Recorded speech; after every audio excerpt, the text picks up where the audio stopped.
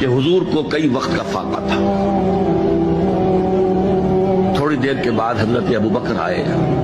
آپ نے چہرے سے پہچان لیا کہ فاقے سے.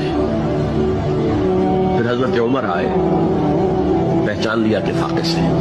شاید حضور خود اپنے لیے نہ اٹھتے نہ جاتے, اپنے دونوں ساتھیوں کو لے کر ایک انصاری کے باغ میں پہنچ گئے.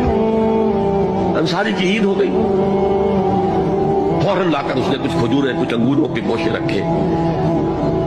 اس کے بعد وہ دوڑا چھری دے کر کسی جانور کو ذبح کرنے کے لیے.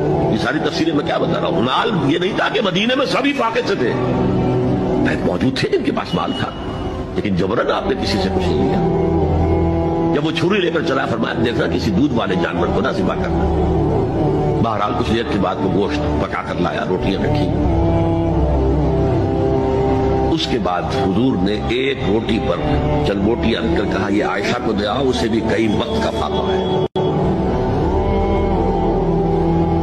اور پھر حضرت عمر کی طرف رک کر کے کہا عمر یہ ہیں وہ نعمتیں جس کا حساب دینا پڑے گا اللہ کے ہاں.